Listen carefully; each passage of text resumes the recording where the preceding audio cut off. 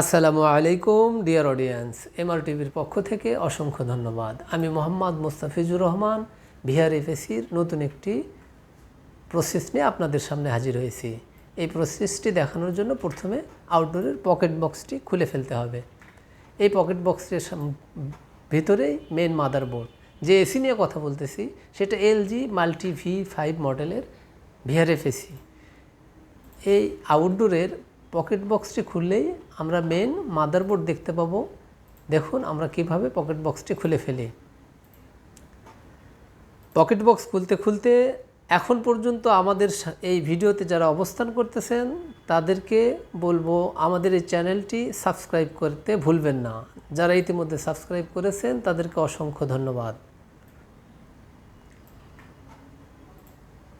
আমরা ইতিমধ্যে আউটডোরের পকেট বক্সটি খুলে ফেললাম। দেখুন যা আপনাদের সামনে প্রদর্শন করতেছি। পকেট বক্সের ভিতরে একটা প্লাস্টিকের কভার আছে। এই প্লাস্টিকের কভারটি লকের সাহায্যে আটকানো। এই লকটি প্রেসার দিয়ে কভার খুলে ফেললেই দেখব ভিতরে মেন মাদারবোর্ড। এই মাদারবোর্ডে 4টি পুশ বাটন সুইচ আছে, একটা রেড কালারের আর বাকি 3টি ব্ল্যাক কালারের। এই পুশ বাটন সুইচের বাম পাশে একটা রিসেট সুইচ অবস্থান করতেছে। এই রিসেট সুইচের ওপরেই ডিপ সুইচের ঠিক ডান পাশে 7 সেগমেন্ট ডিসপ্লে। আমরা এই পুশ বাটন সুইচের মাধ্যমে যখন প্রোগ্রামিংয়ের কার্য সম্পাদন করব তখন আমাদের 7 সেগমেন্ট ডিসপ্লেতে সব শো করবে। আমরা প্রোগ্রামে ঢোকার জন্য ডিপ সুইচের 5 নম্বর সুইচটি অন করে নেব। এই যে দেখুন ফাংশন মোডটি অ্যাক্টিভ হয়ে গেছে। এই ফাংশন মোডের ভিতরে ঢোকার জন্য আমরা পুশ বাটনের ডান অ্যারো কির সাহায্যে FDD ফাংশনে ঢুকবো। ডান অ্যারো কিতে একবার প্রবেশ করে যদি ভুল করে ফেলি তাহলে ব্যাক অ্যারো কিতে আমরা আবার পিছনে চলে আসতে পারবো। এখন তাহলে রাইট অ্যারো কিতে একবার প্রেস করে আমরা সার্ভিস FDD ফাংশনে ঢুকবো। এই FDD ফাংশনের ভিতর আরেকবার প্রেস করলেই আমরা SVC সার্ভিস মোডে চলে গেলাম। এই সার্ভিস মোডকে আমরা রেড অ্যারো কি প্রেস করে আমরা সার্ভিস ফাংশনের ভিতরে ঢুকবো। AC1 এই সার্ভিস 1 থেকে অ্যারো কি চেপে চেপে সার্ভিস 3তে যাব। একবার চাপলে সার্ভিস 2, আরেকবার চাপলে সার্ভিস 3। এটাই আসলে ভ্যাকুয়াম মোডের মেন ফাংশন। এই ভ্যাকুয়াম মোডের এখানে ওকে করে দিলেই আমাদের VACC ভ্যাকুয়াম মোড কার্য সম্পাদন শুরু হয়ে যাবে।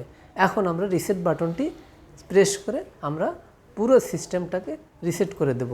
আমরা প্রোগ্রামের যে মোডেই কাজ করি না কেন, vacuum mode, auto addressing mode, backup mode, pump down, pump out, সবগুলো ফাংশনে কাজ করার পরে আমরা একবার রিফ্রেশ করব।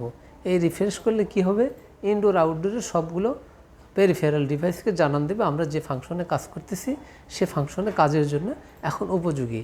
আমরা যখন এই ভ্যাকুয়াম মোডে কাজ করব তখন ইনডোর আউটডোরের সকল ভালভ খুলে যাবে এবং গ্যাস প্রেশার একটা নির্দিষ্ট সমতায় চলে আসবে। আমরা ওভারশিওর হওয়ার জন্য সাকশন লাইন এবং ডিসচার্জ লাইনের গ্যাস প্রেশার মেপেও দেখতে পারি। কথা বলতে বলতে আমাদের রিসেটের প্রসেসিং শেষ হয়ে গেছে। এখন রিসেট করার পরে অটোমেটিক্যালি আবার ফাংশন মোডে চলে যাবে। দেখুন আমরা মাদারবোর্ডের কোথাও হাত দেব না, অথচ আবারও ফাংশন মোডে চলে আসবে। এই যে দেখুন ফাংশন মোডে চলে আসছে।